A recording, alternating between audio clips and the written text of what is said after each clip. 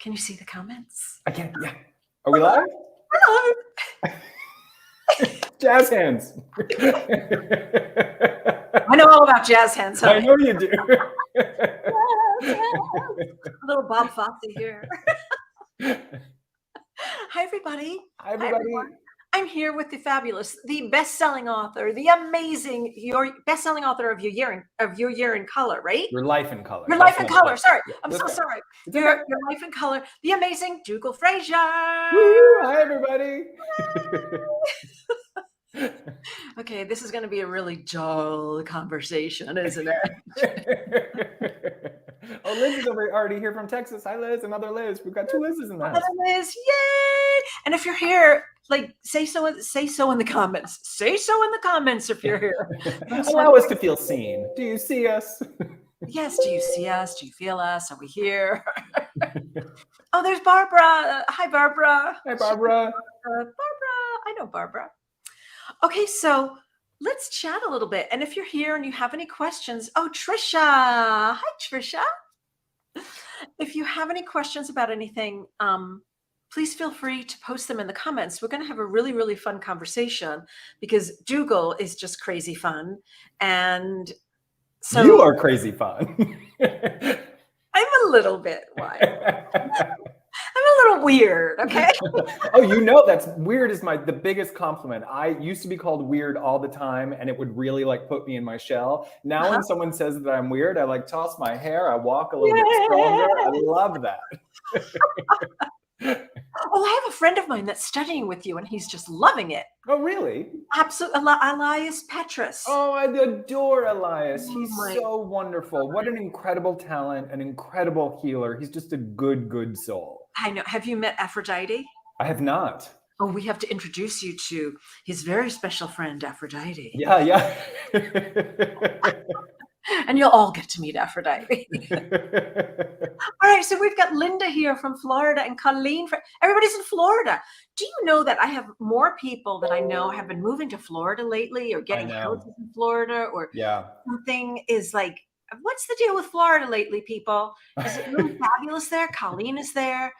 All I remember is that going to Florida to see my grandparents, they lived in Fort Lauderdale, of course, because they were New York Jews, and that's where everybody like goes to. You're New York, you're Jewish. That's where you retire to, is Florida. Yeah, my husband's from Aventura, very religious family. It's true. Exactly. There you go. And everybody goes to Fort Lauderdale. And all I cared was, all I could like deal. Okay, how do I say this?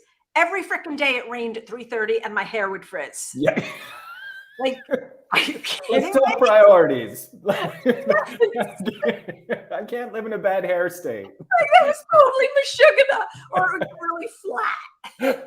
I don't do flat hair, people. We should say early Lashana Tova. It's New Year's soon coming up. Lashana Tova, it's coming up on Sunday evening. Rosh Hashanah begins. That's right. I forgot. Your husband is he Orthodox Jewish or conservative? He was. I mean, he lived in Mea Shearim for about a year. He was quite religious, but then he met a psychic goy and things changed. Psychic goy. I like to say I keep the family festive. Exactly what we're talking about here. There's freedom in Florida, Colleen says.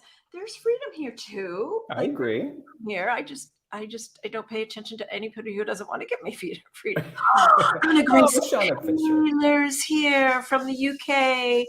Oh, it's so Anna Grace, I love Anna Taylor. Yes, she's so lovely. Isn't she beautiful? She and is, Shauna's here. Shauna talks to the animals. I know. I've known Shauna for a long time. She's a color certification graduate. We met in Seattle. She's also an incredible healer. Lovely, lovely, lovely. I've known Shauna for a long time. You guys, we're in like this amazing group here. I'm seriously, I've got like goosebumps. And Faye is here too from the UK. So Faye and Anna Grace, you guys need to meet each other because of course you probably live close to each other, right? Because you're in the UK.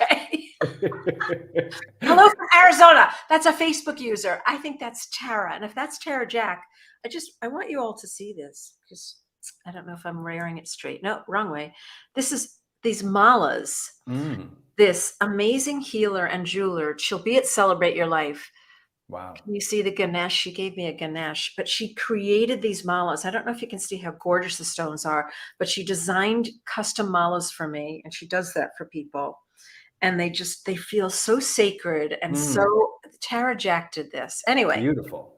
oh, it's Mona from Arizona. It's not Tara. Okay, so let's talk about you, shall Okay. we? Okay. Talk about you, baby. So let's start. We're going to talk about colors today. We're also going to talk about being sensitive, feeling other Mm, people's energy, and being an empath in today's world. So we're going to mm. cover a few things, and then I'm going to do a little commercial break about Dougall's going to be in Arizona with us at the Celebrate Your Life conference coming up. But first, I really do want to serve everybody here that has shown up. So let's talk a little bit about colors. I had the best conversation with you last time we spoke, all about color energy and how to work with it and what colors bring us joy. So I've been really, really cognizant of that and bringing more orange into my life, although today I don't have it with me. That's okay. Let's talk about the different colors. So I don't know if there's a jumping off point that you want to start with and about colors and why we resonate with certain colors, and then we can talk specific about colors. Well, I think the universe is constantly trying to get our attention. They're constantly trying to show us that energy manifests in our everyday life. And color seems to be a bridge between worlds. I love working with chakras, but if you and I talk about chakras for the next 10 minutes and then I go think about it for the rest of the day, my brain starts thinking, am I really feeling that? Is a chakra? It sort of feels otherworldly. When we talk about color energy, it's something physical and tangible. If you're having a hard day and you walk outside and there is an incredible rainbow in the sky, you can't help but pause for a minute and think, there really is magic on the planet. I mean, even saying that, I just get goosebumps. Yeah, like it just happens. The way we decorate our body, the colors we choose to wear, the way we decorate our home, makeup, accessories, the color of your car, all of these are energy choices. And so what I try to teach people is it's certainly fun to notice that the universe might be getting your attention with color, but we can also empower ourselves to use color as a real-time tool throughout our day. Even the choice of shirt that I'm wearing today is blue. And I specifically wore this for a reason. I wore blue yesterday as well. So I went out to an event last night. I was with friends. I'm a little bit of an introvert. Blue is about truth and wisdom. It's authenticity, but the shadow side is about fear. And for the past 2 years, I've been kind of holding back a little bit from connecting with people. And I personally need to stop doing that. I'm trying to fuel my heart. I'm trying to connect with my soul group. I'm trying to connect with people of like-minded consciousness. So blue helps me observe the self-doubt and the fear that's telling me, hey, maybe you should stay home. And the truth of, I need to be out and connect with people. So I can activate blue in meditation. I can visualize it, but even wearing it becomes a conscious memory or reminder to me that I really want to make sure that my fear isn't holding me back from incredible experience. So we can wear different colors. Hello, Justin. Say hi to Justin. He's Hi, here. Justin. Justin. So we can wear different colors in order to support us in different areas. Like, talk more about that, please. I love that. So I don't know if people have this experience, but when I meditate at home and I've got soft music and candles lit and incense burning, I'm like so clear, and I am like a spiritual guru and mentor. But the minute I get in my car and I get cut off in traffic, I'm like, how dare you? So I lose it. But I can use color to remind myself of the intention. So if I'm feeling insecure, let's use that. And I might wear pink because pink is all about self-love. And maybe I'm on stage or I'm out and about and that little voice in my head says, oh, your hair looks weird, or what if no one understands what you're talking about? If I look down at the color pink and I remind myself how important self-love is, to wrap myself in kind thoughts, it becomes a form of conscious meditation. Not everybody in the world in the middle of their day can stop for 15 minutes and meditate. But if you wear rose quartz, if you've got a necklace on with rose quartz and in the middle of the day, you're feeling a little bit insecure and you touch the rose quartz and you see that pink color and you remind yourself of self-love and you remind yourself of self-care, it can become a conscious meditation during a business meeting, when you're taking the kids to school, on a first date. It's a moment to reconnect with whatever your energy or intention is. Can you tell I've had coffee? No, I can't. But I'm with you there. I know. It's like, oh, we're happy today. Oh my God.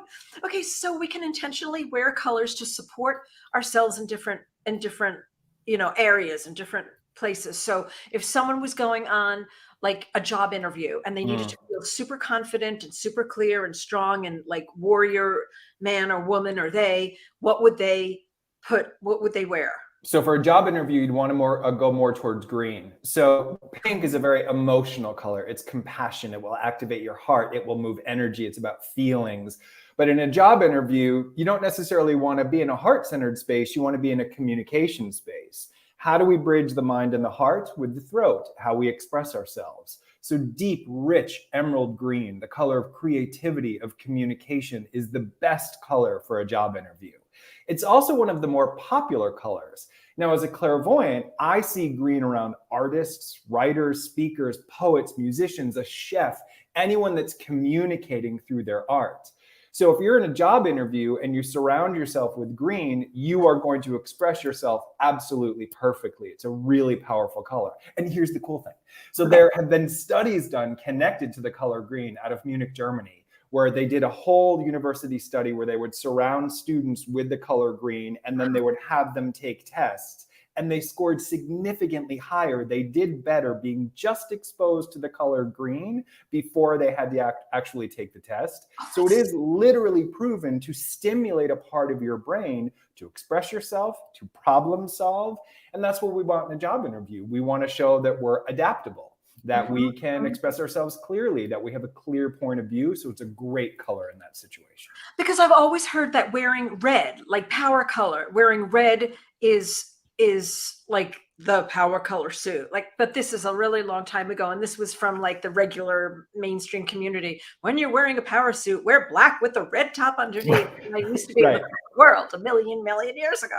But the fact that you're even talking about that just sort of echoes the sentiment that as human beings, whether it's advertising or coaching or religion and spirituality, we have always used color to invoke something. Red is indeed a powerful color, but as the person wearing it, especially if you are drawn to stuff like this, it might make you feel a little bit vulnerable because red is an emotional color. It's the energy exchange that we have with other people on the planet. So when I wear red, people compliment and commented on it all the time. They see you because they can see your heart, but it also can make the person wearing it feel a little bit vulnerable. So with red, I always ask people to practice first with your soul group. Make sure that you feel safe with it, then maybe use it for an interview or for a first date or being in front of people you don't know. But we want to make sure the heart is as strong as possible before we do that. And what about when, this is going to be really great for me now because we've got to celebrate your life conference coming up. And I always like battle. What should I wear? What should I wear? What do I put on? I go through this for 27 years. I've gone through this. You've been doing it for 27 years. Every single event, like nobody. It's like the biggest joke in the family now. Like, what should I wear on stage? So what is a good color? You know, I think for you, Liz, in a situation like that, I think purple would be incredible. You know, purple's about leadership. But what I love about purple is that it's not ego-based. Purple people want to empower others to feel like leaders. Purple people think outside of their backyard. It's about they're aware that every action they take actually has a global reaction. So when we step into purple, it's about empowerment. It's about uplifting people. It's about connecting them to their own leadership qualities. And one of the things that I admire about you is your commitment to having done this for so long. Seriously, and creating a platform for other people to speak. And it's really admirable. So I would think purple would be a perfect sort of embodiment of what I intuitively feel like is your intention, would be a really good color. Yeah, thank you. I appreciate that, but I need like 7 or 8 different outfits. So ton of colors. So So- Justin and I are going to go shopping together because he wants some purple shirts now. Oh, I love that, Justin. So here's what we need to talk about, though. When we start saying things like, what am I supposed to wear? This is when the brain is sort of trying to take us away from a spiritual experience. So Right. even if you put a piece of amethyst in your pocket, even if you've got a scarf that's purple, Something that I'm wearing. even if you paint your toenails purple, what we're talking about is activating the color, right? We're talking about calling upon a part of your consciousness. If I don't have a blue shirt, it doesn't mean I can't face my fear. But the clothing is bringing your brain into the situation. Whenever we talk about meditation and spirituality, the brain wants to dominate the conversation and can sometimes operate out of fear. But if we say to the brain, hey, today we're going to wear this blue shirt because we're not going to listen to our fear. Or hey, today we're going to wear green because we want to be calm, cool, and collected and express ourselves.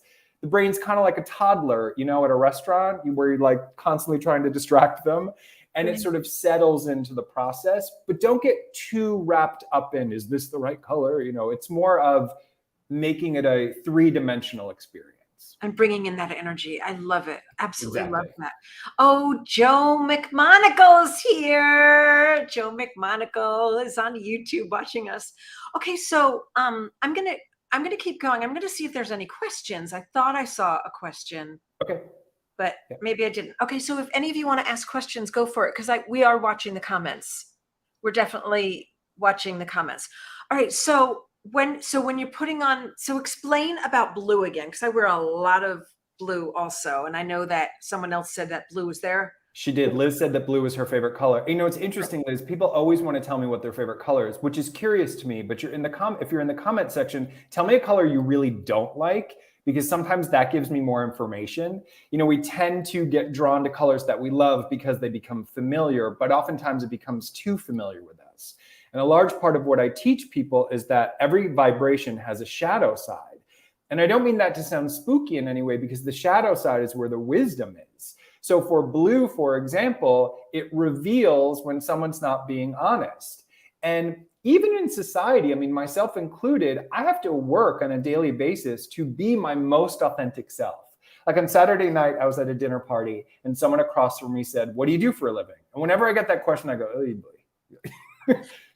How do I want to answer this question? Here we go again. How do I Exactly. explain this to you? I don't know this person at all. So if I'm insecure, I say I'm an author. Wah, wah, wah. There If you I'm go. slightly secure, I say a life coach. But if I'm honest, if I'm in my blue, most authentic truth, I say I'm a psychic and an author and a life coach. And that moment I went for it. I'm a psychic and an author and a life coach. And what was so funny is his eyes lit up. And he was like, oh my God, I've been doing TM. And we started having this really deep, lovely, soulful conversation. So that moment to me is a very blue energy where I feel the fear of, I don't want to be rejected for having a unique job. I don't want to answer some of the questions or some of the skepticism that comes with it, but I do have a choice. I can operate out of fear and give a clear, sort of safe answer, or I can radiate blue and be my most authentic self and say, this is what I do. And when I did it, it turned into this deep, soulful conversation. Oh, I love that. But just by you having the courage to be able to speak the truth of who you really are. Yeah, and I've been doing this for 25 years. I bought my first deck of tarot cards when I was 8. So I understand, for healers out there who are occasionally like, I don't know how to describe what I do, I understand the hesitation with that. And yet I also know that every time somebody asks me, what do you do for a living? Or what are you passionate about? Or what do you like to read and study? It's a choice for me to be my most authentic self. And working with blue energy has helped me become more confident with that. Oh, that's fantastic. I love that. Okay, so we've got some things here. Oh, Lisa said what I kind of feel too. Don't like wearing yellow. That's interesting. Hi, Lisa. Oh, I love Lisa. So yellow, it's interesting. A lot of people associate joy with yellow. A lot of people describe it as a happy color. The first time I understood yellow is it's considered the color of higher intellect. It's considered a color of ascension. It's sort of a higher vibration of color, but it's also someone that can multitask. I will see yellow around someone who is maybe a double major in university, but they're passionate about two very different topics. So think of an accountant that plays in a band over the weekend. They love two different things and they can do two different things. So I happen to know Lisa. It's interesting to me, Lisa, that you have an aversion to yellow because you're good at so many different things. Lisa. So I would encourage you to embrace yellow because it's the universe's way of giving you permission to be multifaceted. We're allowed to be a mom and a healer. We're allowed to love to play music and also, love math. We're allowed to be multifaceted. So when we call upon yellow, it's the color of accountability. It may be saying, hey, there's something that you're passionate about that needs more attention, but you are allowed to divide your energy, and that is okay. It's a profoundly powerful. I love that. I love that. And Lisa, I'm, as you can see from behind me, I'm a massive crystal lover, adore crystals. And I have something on my desk called yellow calcite. Ooh. I don't know if you can see this, Lisa. That's beautiful. This is yellow calcite.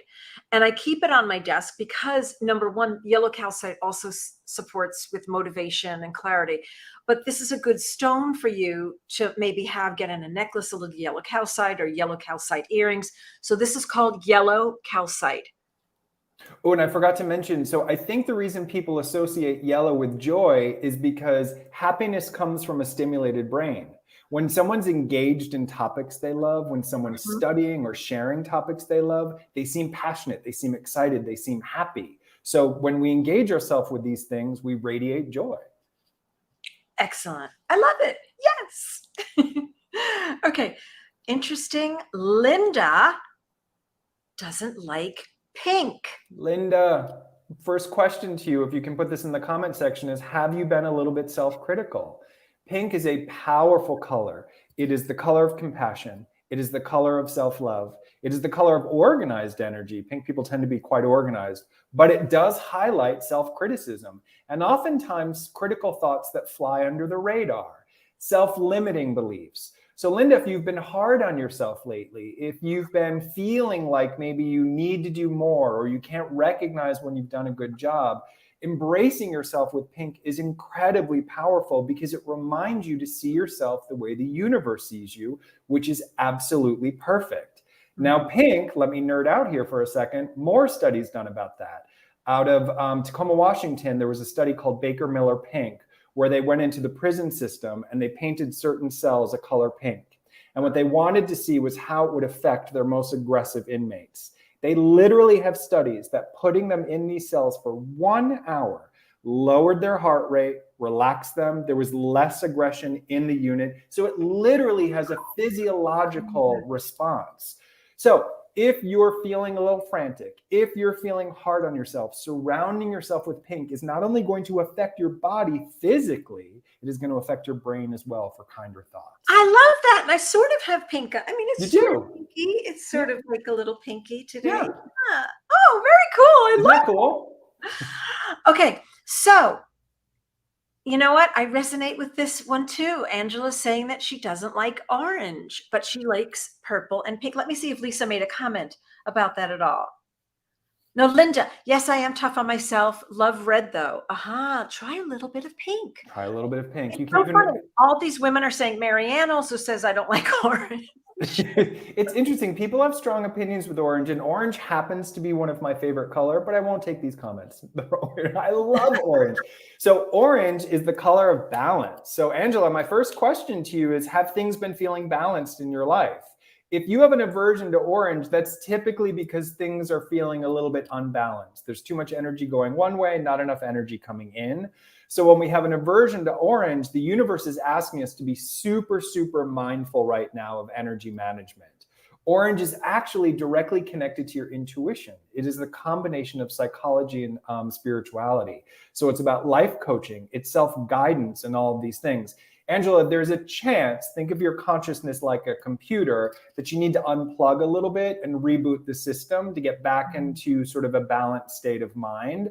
But I would encourage you, get like a bowl of oranges and just put them on your kitchen counter. And every time you walk by them, smell the scent of orange. What does it bring up for you? And if you have that aversion, ask yourself, how balanced has my day been? And I almost guarantee when typically we have an aversion to orange, we're worried about something and a little bit out of balance. I love that because you told me the last time we spoke to get, and I still haven't done it yet because I moved offices. And as you can see, I have so much white around me. Well, that's clarity. I get that. Yeah. white. I have tons of white.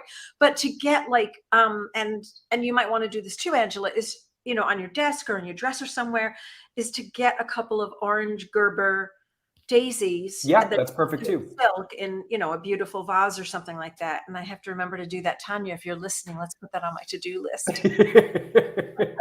A little orange pop right here. We've got gold. I brought gold in, so that's good, right? Yeah, gold is one of the colors we're going to be talking about actually at Celebrate Your Life.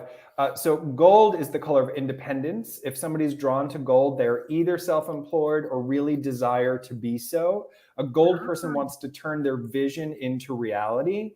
You know, a lot of times in spirituality, we're taught to visualize, right? We're taught to create a vision board, but sometimes we forget the power of taking action. Gold is about taking action. When someone has a tremendous amount of gold in them, they don't like hearing no. You know, rain, sleet, or snow, they will move forward. So it's really about engaging in what it is that you want to do. So that's why I so often see it around self-employed people. Yeah, that's me. I don't know. I know that about myself. Yes. Well, you know, it's you and I work in the spiritual world, and gold did not come naturally to me as well. And the blending of spirit and business can be kind of unique, especially for all you healers out there. Right. What gold has taught me is how to be practical. Gold has taught me how to plan. I know how to approach the work that I love from my heart, but sometimes I also have to think of someone who's, you know, how are we going to do this, and numbers crunching and all that stuff. So it just gives you permission to be a business person who is also mindful and spiritual at the same time. Oh, I love that, because I just got all these like cute little gold accessories for my desk. It's great for manifesting. Yeah, really, really good for manifesting. Yay! So go get gold, everybody. All right, so we're going to take a quick commercial break. Here's the commercial break. Yay! So for those of you who don't know who I am, I've never heard this before. My name is Liz Dawn, and I run a company called Mishka Productions. I don't know if I've ever showed this to you. Also known as Celebrate Your Life Events. Oh, so that's Mishka. That's Mishka? That's Mishka. Mishka was our family. She's now a mouse pad. Mishka was our family dog. Oh, I didn't know that, Liz. That's so sweet. She's just adorable. Okay, and now she's my mouse pad. At any rate, we're doing an event. We've been doing events for 27 years, so you can feel safe knowing that we know what we're doing. And we do these collaborative, can I even say that? Collaborative conferences and events where we bring together some of the world's greatest spiritual luminaries and teachers and light workers and healers, all in one amazing 3-day live event. Now, the last couple of years, we haven't done this as much, but now we're getting back to what we do best. And we're doing a program at the end of October.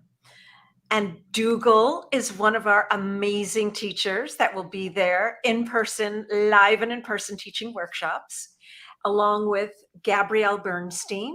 The Universe Has Your Back. That's what she wrote. And she's also world renowned on Oprah. Neil Donald Walsh, who wrote the Conversations with God series, world renowned spiritual medium. Lisa Williams, world renowned color healer, psychic empath teacher. Dougall Fraser. Emmanuel Dagger. So we have an enormous amount of speakers, but Michael Beckwith, how could I forget Michael Bernard Beckwith. So if this resonates for you, come join us. One of the things that I will be doing, because I'm hearing a lot, people are still nervous about that shall not be named, the virus that shall not be named. I'm one of those conscious producers that the room can hold. I want you to hear this. The room can hold 1,600 people, but because we've done events at this particular resort before, but we're only allowing 50% of that. So we have some space between our chairs. I don't have any like vaccine, not vaccine, or whatever it is, but I do want people to feel safe to individuate. If you want to be a little bit, comfortable and not be on top of people, this place is going to be extremely safe. And we include meals, which no other conference does, because I'm a foodie. So I'll make sure that meals are included. So come be with us. It's at the end of October. Joe is signing up. I've Oh, got Joe. the website right there. It's celebrateyourlife.com. So it's celebrateyourlife.com. Click on the Scottsdale event. Yay, Joe. I'm so excited to see you again. Oh, and Kathy, you're going to be there too. This woman makes the best chocolate caramels you've ever tasted in your life. Kathy, I'm here for it. I'm ready. Ready to sacrifice ourselves. 100%. Research. Yes. So go to our website. It's celebrateyourlife.com and just click on the Scottsdale, Arizona event. We're right at that sweet spot that if you need to travel, airline tickets are at a really, really great price. And yeah, just come be with us. It's an amazing party. Jackie, I know you've been to our events, and we have an amazing time and lots of transformation and healing, and all kinds of beautiful things happen. And this is the first time that Dougall will be at a Celebrate Your Life event. And it's interesting, Liz. I've been asking my people that engage in my work recently if they've had any changes in their relationships since 2020, because there's been a lot of shift with relationships. And I think we all sort of went inside of our homes. We were all sort of sequestered for a while. And then it made us sort of re-examine, as we're getting back out into the world, what kind of people we really want to spend time with. Myself included. I've had some friendships that they just sort of fizzled. It's not like there was a falling out or anything, but I just don't feel engaged in the same way. And now that I'm sort of out in the world again, I find myself wanting to choose mindful and soulful situations. And one of the things that I hear from clients all the time is that they want people of like-minded consciousness. They want to connect with people, but then they're in their living room. Right. And then I said, well, in your living room, people. What are you doing to connect with people? And so even I have been doing, and although I'm a presenter, I'm also excited to just be a participant and just be in the vibe of the energy, because this is the time to redefine your soul group. This is the time to connect with people that uplift and charge you up and all of those wonderful things. And I'm so excited for some of the other teachers that are going to be there, because I adore them as well. And I just see it as this like really cool family/symposium environment where we can connect with others. And I'm super, super excited. Yay. All right. So if any of you want to join us, come be with us. Dougall's going to be teaching 2 different workshops. So the first workshop is going to be all about colors. Yeah. Color healing, which I'm super excited about. And the other workshop is going to be about empaths. Yeah, and the color workshop in particular, I'm going to do sort of an overview of my work, how it works. I'll obviously do live readings, but then we're also going to talk about how we can get our energy ready for the new year, what colors are best for manifesting, what colors are best for moving energy in your life. And then it's interesting, for my second talk, I'd had an original talk that I submitted at first. And then like in meditation one day, I was like, no. And I emailed your office and said, is it okay if I change things? And for 2 reasons. I haven't taught my program Empowering the Empath in a really long time. And I've changed it a little bit because I know sensitive souls, myself included, are a little bit overwhelmed with the energy of the world right now. I'm not going to sugarcoat this. There's pain, there's loss, there's confusion, there's a lot going on the planet. And what tends to happen to spiritual and sensitive souls is we want to do something, but we get overwhelmed with how big the call to action is. So I'm going to be doing a program that is going to teach you how to manage your energy, but also how to make sure that you feel empowered to make a difference on the planet. You know, if I read a news story, I well up with tears and then sometimes feel paralyzed, like I can't do anything. And that's just not true. As light workers and healers, every breath we take moves energy. So once we know that, and once we know how to manage our energy so that our heart isn't pulling us down, but helping us to thrive, we can make a huge difference in the planet. And nobody ever believes me when I say this, but I'm a huge introvert. I'm naturally shy. When I'm on stage, I can't hold a bottle of water because it'll be shaking. No one would know that I was nervous, but I really do get nervous. But I've learned to thrive as an empath. I used to see it as a weakness. And if I'm going to be honest and like confront my own narcissism, I also used to use it as an excuse to not function in the world. Oh, I can't go to an event. I'm too sensitive. I'm an empath. I can't come to your birthday party. I'm too sensitive. I'm an empath. That's an excuse. I was using my sensitivity as an excuse. And now I've learned how to really help me have solid relationships and a happy career and a 20-year relationship with my husband and good, solid friendships. And so empaths, if you're out there, let's come together and compare notes and support each other, but empower each other to thrive. I love that you said that, because I've heard empaths say that. I've heard really, really sensitive people say that, like, I cannot be with all these people. I cannot be, in with Airport, mall. airport, right? Because I'm an empath.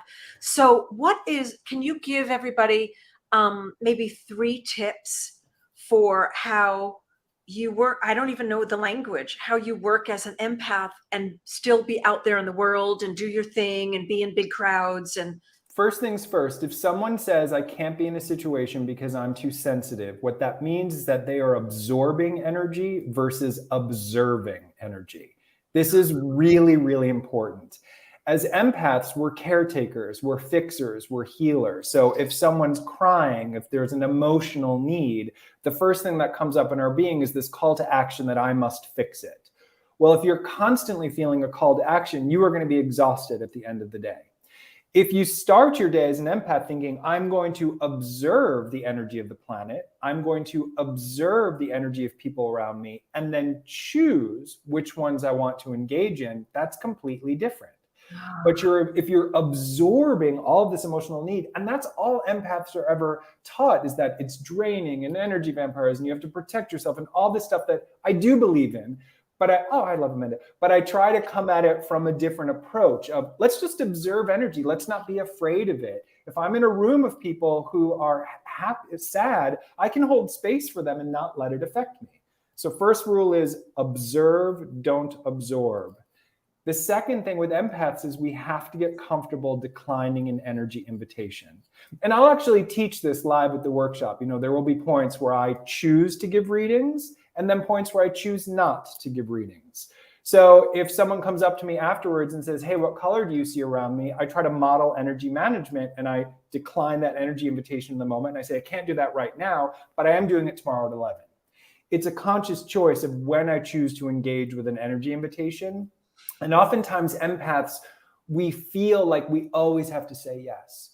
So when we know that energy invitations are inundated with us all day long, and we must decline at least one of them, we're again empowered to recognize that we have a choice.